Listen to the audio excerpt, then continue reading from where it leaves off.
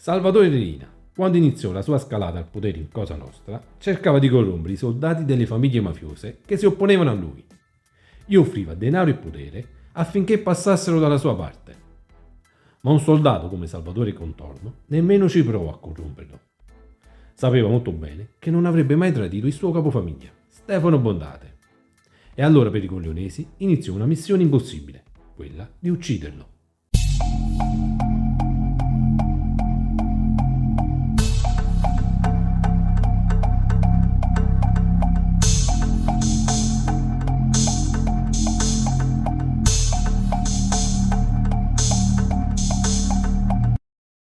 Salvatore Contorno, che tutti chiamavano semplicemente Totuccio, è nato a Palermo il 28 maggio del 1946. Per il suo coraggio e per la sua caparbietà venne soprannominato Coriolano della Floresta, come il protagonista del romanzo I Beati Paoli, romanzo scritto dallo scrittore Luigi Natoli. Cresce tra le strade delle borgate di Villagrazia e Brancaccio. Da ragazzo commetteva piccoli furti, in particolare era specializzato nei furti di autoradio. Negli anni 60 aprì una macelleria, ma quell'attività molto probabilmente gli serviva da copertura per i suoi affari illeciti. Infatti, sempre negli anni 60 si specializzò nel contrabbando di sigarette. Agli inizi degli anni 70 conobbe Stefano Bondate, che era il capo della famiglia mafiosa di Santa Maria di Gesù. Stefano Bondate era uno dei capi mafia più potenti degli anni 70. I due avevano una passione in comune, ed era quella della caccia. Si recavano spesso insieme a caccia nella tenuta della Favarella.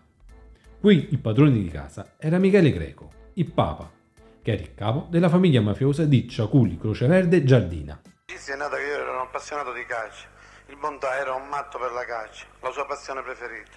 Io ero pure appassionato e così andavamo al tiro alla Daura o al tiro in campagna o da Fondo Favarella a tante altre parti e così è nata l'amicizia andarci dietro. Prima di entrare nell'associazione?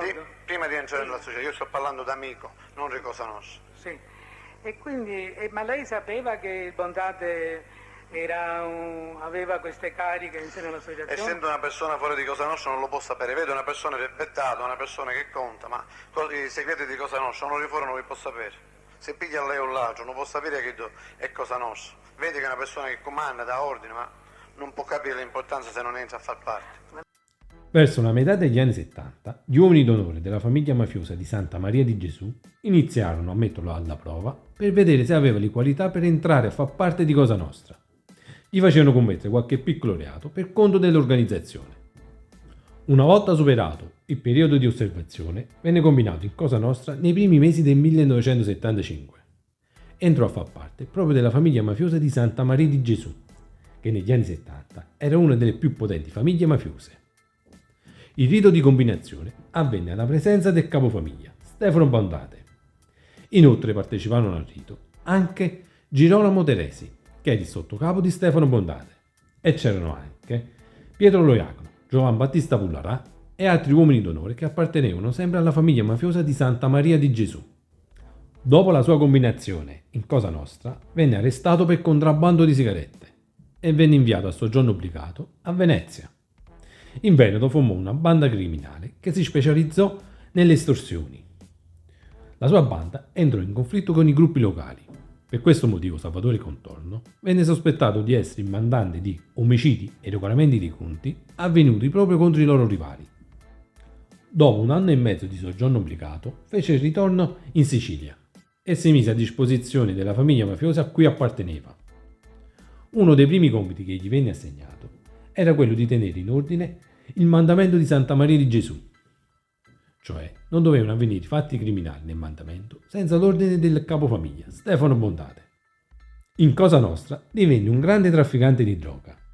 Insieme ai fratelli Grado, che erano suoi cugini, e anche loro facevano parte della famiglia mafiosa di Santa Maria di Gesù, mise in piedi un grosso traffico di droga tra la Turchia e l'Italia. Dalla Turchia importavano enormi quantità di morfina in Sicilia.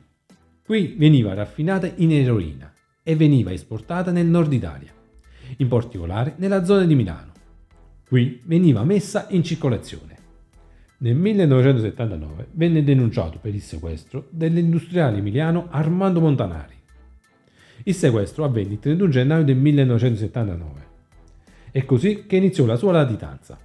Per il sequestro dell'industriale emiliano Armando Montanari venne condannato a 26 anni di carcere.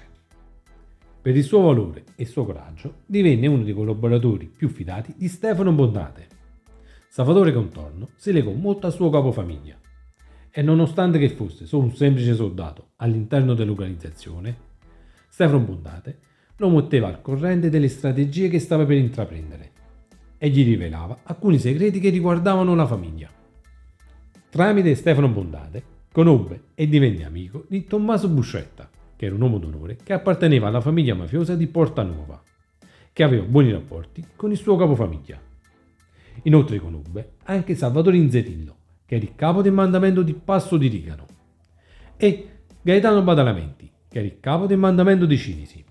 Questi ultimi due in particolare erano gli alleati più importanti di Stefano Bondate. Agli inizi degli anni '80 in Cosa Nostra c'era molto fermento. I Corleonesi, che erano guidati da Salvatore Riina, che era il reggente insieme a Bernardo Provenzano del mandamento di Corleone, volevano il potere assoluto in Cosa Nostra e per ottenerlo dovevano cercare di controllare la commissione, che era l'organo direttivo di Cosa Nostra. L'unico boss che si opponeva alla loro ascesa era Stefano Bondate, il Falco, che era il leader dei Palermitani, che era la fazione che si opponeva ai Corleonesi. È dagli inizi degli anni '70 che Salvatore Riina ha messo in piedi una serie di strategie per indebolire la posizione del suo rivale, Stefano Bondate, e quindi ottenere il controllo della commissione. Per prima cosa convinse molti capi mandamento, che erano alleati di Stefano Bondate, a passare in segreto dalla sua parte. Primi fra tutti convinse Michele Greco, il Papa, che era il capo del mandamento di Ciaculli, Croceverde e Giardina, e Giuseppe Calò, detto Pippo, che era il capo del mandamento di Portanuova. Inoltre infiltrò uomini a lui fedeli in quasi tutte le famiglie mafiose siciliane. In questo modo riusciva a conoscere in anticipo le mosse dei suoi rivali. Salvatore Riina iniziò a commettere numerosi delitti senza l'autorizzazione della commissione. E agli inizi degli anni '80 Stefano Bondate voleva rimettere le cose a posto, eliminando prima Salvatore Riina e poi sterminando l'intera famiglia mafiosa di Corleone. Gli infiltrati che Salvatore Riina aveva nelle famiglie mafiose palermitane lo misero al corrente dei piani di Stefano Bondate e dei suoi alleati. In questo modo Totò Curto riuscì a evitare un paio di attentati. Evitato il pericolo, Totò Riina decise di passare al contrattacco e di eliminare il suo rivale numero uno, Stefano Bondate. La resa dei conti avvenne il 23 aprile del 1981, il giorno del compleanno del Falco. Quel giorno Giovan Battista Pullarà e Pietro Loriacano, che erano gli infiltrati che Salvatore Riina aveva nella famiglia mafiosa di Santa Maria di Gesù, avvisarono i corleonesi dei movimenti del loro capofamiglia e gli rivelarono che quel giorno Stefano Bondate sarebbe andato a dormire nella sua casa di campagna. I corleonesi colsero l'occasione al volo ed eliminarono a colpi di Kalashnikov e Lupara Stefano Bondate, mentre a bordo della sua auto percorreva via Aloy a Palermo. Con la morte di Stefano Bondate iniziò la mattanza di Palermo. Totò Riina ordinò ai suoi killer di eliminare tutti i suoi nemici. Palermo divenne un mattatoio a cielo aperto. L'ultima volta che Salvatore Contorno vide il suo capofamiglia fu il 22 aprile del 1981, il giorno prima del suo compleanno. Totuccio Contorno decise di andargli a fare gli auguri il giorno prima perché era latitante. Con la morte di Stefano Bondate, la famiglia mafiosa di Santa Maria di Gesù era allo sbando e Totò Riina decise di dargli il colpo di grazia facendo uccidere tutti i fedelissimi di Stefano Bondate. Nella famiglia mafiosa di Santa Maria di Gesù, Salvatore Contorno non era un semplice soldato. Era legato con il suo capofamiglia Stefano Bondate da un forte rapporto di amicizia. Amicizia che si rinforzava giorno dopo giorno sempre di più. Di solito in Cosa Nostra un soldato non poteva parlare direttamente con il suo capofamiglia, ma era il capodecina che meditava tra il soldato e il capofamiglia. I rapporti tra Stefano Bondate e Salvatore Contorno erano diretti. Stefano Bondate apprezzava la sua fedeltà e affidabilità, doti che permisero a Salvatore Contorno di assumere un certo peso all'interno della famiglia. Per i corleonesi Salvatore Contorno era uno dei principali obiettivi da colpire, proprio per la fedeltà che aveva dimostrato di avere nei confronti del suo capofamiglia. Inoltre con il tempo Totuccio Contorno aveva rinforzato il suo rapporto di amicizia con Tommaso Buscetta, l'altro nemico giurato dei Corleonesi. Il 26 maggio del 1981, con la scusa di chiarire gli eventi che stavano accadendo a Palermo in quel periodo, Salvatore Contorno e altri uomini d'onore vennero invitati a una riunione nella tenuta di Michele Greco. È in quella riunione che i Corleonesi volevano chiudere i conti con Coriolano della Floresta e gli altri fedelissimi di Stefano Bontate. Totuccio Contorno intuì che qualcosa non andava e per questo motivo non partecipò alla riunione. Fu l'unico che si salvò. Il 25 giugno del 1981 i Corleonesi tesero uno spettacolare agguato ai danni di Salvatore Contorno. Un comando di killer, agli ordini di Pino Greco, Scapuzzella e di Giuseppe Lucchiseddu, che era il migliore amico di Salvatore Contorno, localizzarono Totuccio Contorno nel quartiere di Brancaccio mentre stava rientrando a casa. Lo individuarono mentre stava percorrendo con la sua auto il cavalcavia che si trovava tra via Ciaculli e via Giafar. In auto con Salvatore Contorno c'era anche un bambino di 11 anni. Quello era il suo quartiere e grazie al suo intuito riuscì a capire in anticipo quello che stava per accadere e con sangue freddo reagì ai colpi di Kalashnikov che i killer gli stavano sparando addosso. Per prima cosa fece scendere il bambino dall'auto, poi prese la sua calibro 38 e rispose al fuoco. Ferì Pino Greco. Scapuzzetta si salvò solo perché indossava il giubbotto antiproiettili. Il comando dei killer caricò Pino Greco su un'auto e si diedero alla fuga. Sotto il palazzo c'era una motocicletta grossa che esce Pippuccio Lucchesi e Pino Scarpuzzella. Lucchesi portava la moto e Pino Scarpuzzella era messo di dietro. Appena mi arrivano, che io arrivo con la macchina qua, loro mi tagliano la strada e vengono davanti. Mi tirano la prima raffica. Senza fare molto rumore. Siccome il Lucchesetto per natura è piccolo, era o è piccolo, perciò sopra per la motocicletta ci stava, non era un pilota buono per la motocicletta, perché la motocicletta l'avevo pure, ci volevo appoggiare i gambe per uno, per una motocicletta grossa e uno piccolo non va bene. Sì. Comunque, quando loro sono usciti, io vedo questo, Lucchesetto era amico mio pure, da vecchia data. Quando mi viene di fronte, aveva una faccia da morto, mi mangio la foglia completa, sono per me, sono finito io. Io pigliavo e mi buttavo sopra il piscirino. Poi mi durava la prima raffica, appena mi durava la prima raffica, io ancora non avevo niente, non ero colpito, mi susivo e poi te fare le camaglie. Mentre io da lì, loro stanno ritornano con la motocicletta. Sì. Io arrivo a fare 100-150 metri e mi fermo davanti a un bar, lo signor Pace. Si ferma davanti al bar del signor Pace. Arrivo là, mi fermo là e c'ho il bambino che ci esce sangue dalla faccia. Butto il bambino nella macchina e mi metto davanti al motore della macchina, che la macchina era un 127, non era una macchina normalissima, però già era tutta buchellata. Quando loro ritornano mi continuano a sparare di nuovo. Appena mi spararono io mi ammucciavo nella macchina, già il bambino l'ho buttato e rimango nella macchina, perché io scappo, mi fregano. Mi filmavo, pigliavo il revolver, appena loro sono arrivati, che stavano per scendere, ci mi sa sparare e ci ho tirato i 5 colpi che aveva, no? Il Scarpozzella pigliato aveva il giubbino antiproiettile, si abbandona la motocicletta. Lo Scarpozzella è stato colpito. Colpito perché era lui che faceva l'operazione. E lei se ne accorse che era stato colpito? Sì, perché sono fermo, io tiro la macchina col motore. No, dico, se ne accorse in che... Come me ne accorgo? Perché quando io ci paro, lui cade nella motocicletta e va per terra. I colpi lui, invece di portarlo sopra di me, li portava in una sala cinese, un malasiano, e a primo piano un balcone. Come ha fatto? Perché l'ho preso e chiudo un tiero. Non ho più niente da fare. E c'ho macchina davanti e macchina di dietro. Davanti c'ho Fozzo Marchesi, davanti, con BMW, metallizzato, e dietro c'ho un golf con 3 persone. Salvatore Cucuzzi e un altro due che non conosco. A questo punto, quando mi finisce il colpo a me, si caricarono il signor Scarpozzella no BMW e se lo sopportato. E questo è il mio attentato. In questo caso Salvatore Contorno fu miracolato. Nessuno fino ad allora era mai riuscito a sfuggire a un attentato della squadra della morte dei Corleonesi. Salvatore Contorno era ferito e latitante. Per questo motivo si fece curare clandestinamente. Una volta guarito, fece perdere le sue tracce. I Corleonesi volevano a tutti i costi la sua testa e per questo motivo decisero di uccidere tutti i suoi parenti e tutti gli amici che aveva che potevano offrirgli un aiuto. Vennero uccisi Francesco e Pietro Madalà, che erano suo zio e suo cugino. I Corleonesi, con lo scopo di farsi rivelare dove si nascondeva Salvatore Contorno, sequestrarono e torturarono fino alla morte il cugino, Antonino Grado. Nino Grado non tradì il cugino, non lo tradì anche perché realmente non sapeva dove si nascondeva. Come era spietata la caccia a Salvatore Contorno, lo si può intuire anche dall'omicidio di Antonino Rugnetta, che era un uomo di fiducia di Totuccio Contorno. I corleonesi prima lo sequestrarono e poi lo portarono nella camera della morte, che era un appartamento che era situato in via Sant'Erasmo a Palermo. In quell'appartamento i malcapitati venivano torturati per ore da Filippo Marchese, che era il capo della famiglia mafiosa di Corso dei Mille. Soprattutto Filippo Marchese era uno dei killer più feroci di Salvatore Riina. In quella camera Antonino Rugnetta venne torturato per ore, ma non tradì il suo capo. Per questo motivo i corleonesi gli fecero fare una fine orribile. Lo uccisero con il metodo dell'incrappettamento. Poi nascosero il suo corpo in un'auto e l'auto venne abbandonata fuori a una caserma della Guardia di Finanza.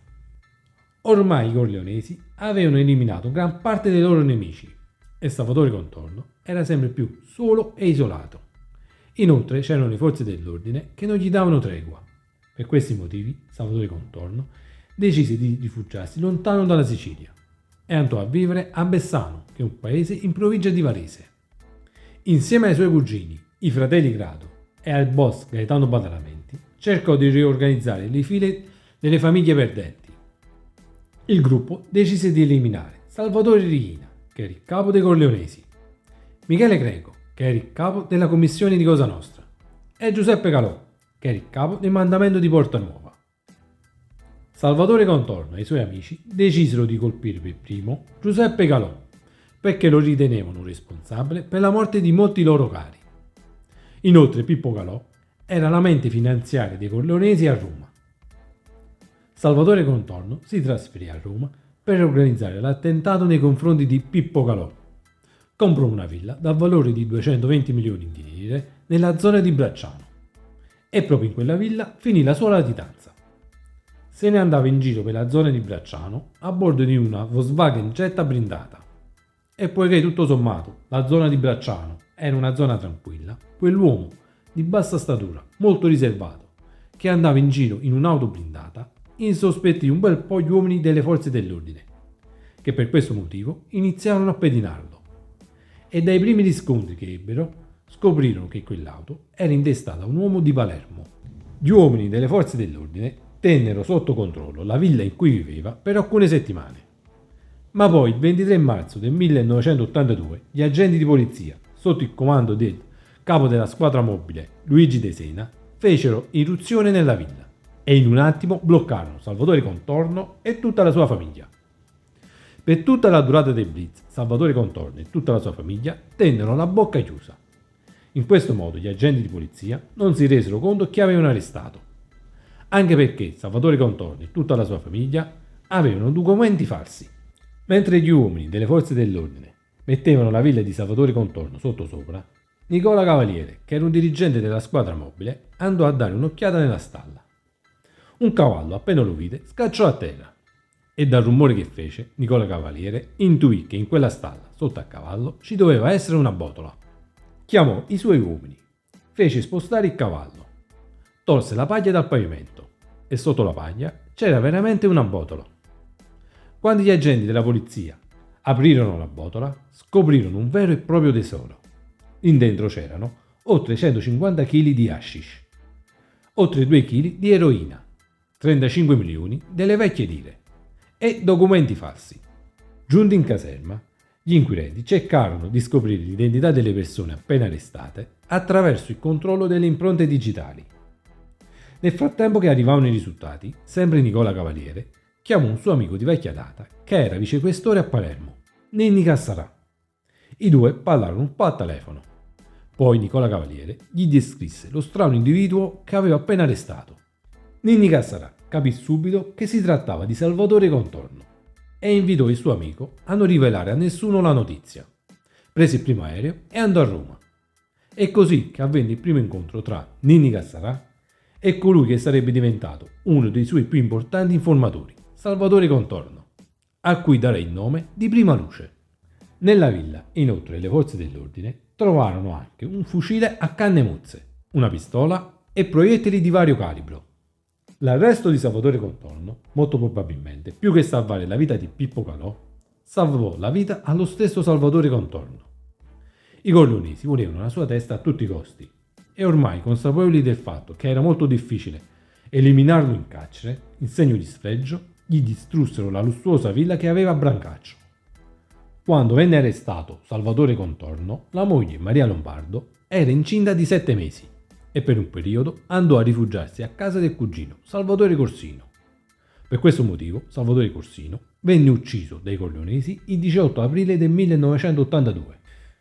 Dopo alcuni mesi di carcere, Salvatore Contorno iniziò a lanciare i primi segnali di collaborazione proprio al vicequestore Ninni Cassarà.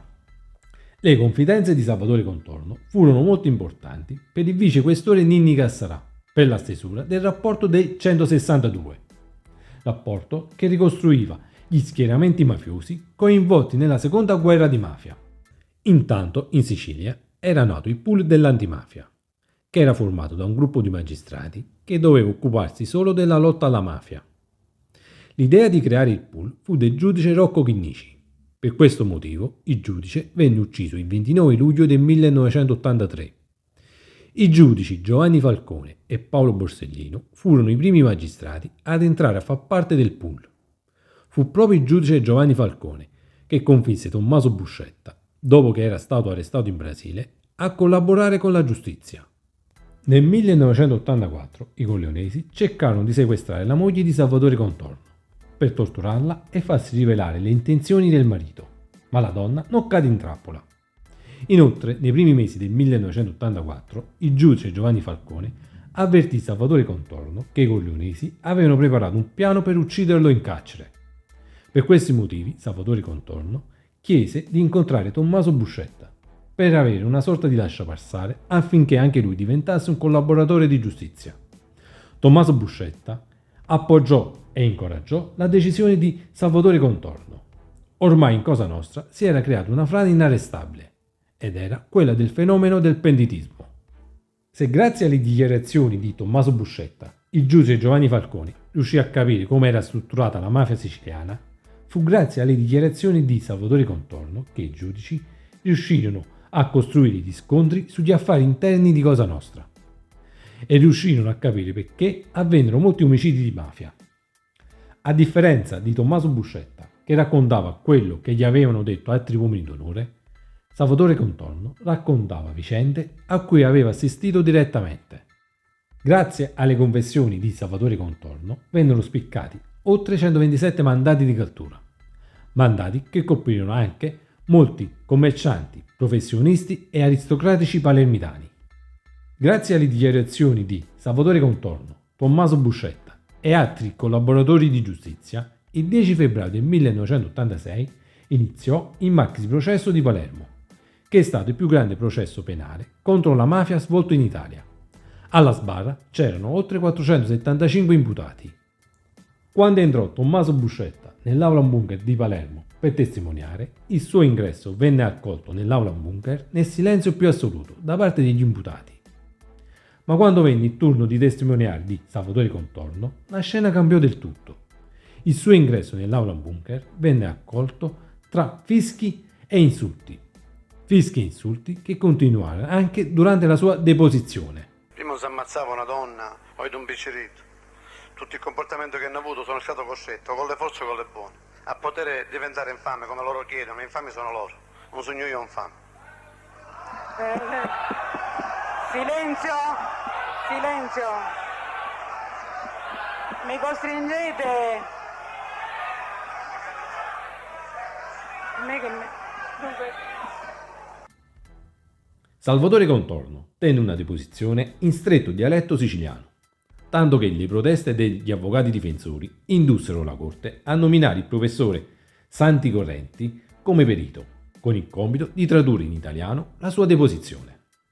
La sentenza del maxi processo fu una vera e propria mazzata per Cosa Nostra. Salvatore Riina e i principali capi mafia vennero tutti condannati all'ergastolo. Salvatore Contorno, come premio per la sua collaborazione, venne condannato solo a 5 anni e 6 mesi di detenzione. Salvatore Contorno divenne un importante collaboratore di giustizia non solo in Italia, ma anche negli Stati Uniti d'America. Il governo americano, in cambio della sua collaborazione, gli diede una nuova identità, la libertà vigilata e la cittadinanza statunitense. Molto importante fu il contributo che Salvatore Contorno diede agli inquirenti americani nel processo Pizza Connection. In questo processo, tra gli imputati, c'era anche Gaetano Badalamenti e c'erano anche molti mafiosi siculi americani che erano accusati di traffico di droga.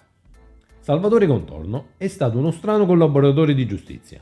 Nonostante fosse sottoposto al programma di protezione negli Stati Uniti, fece segretamente ritorno in Italia. Per un periodo si nascose in un residence che si trovava nei pressi di Castellammare del Golfo. Poi si nascose in un villino che era situato a San Nicola l'Arena, insieme al cugino Gaetano Grado, e qui venne arrestato nuovamente dal questore Arnaldo La Barbera.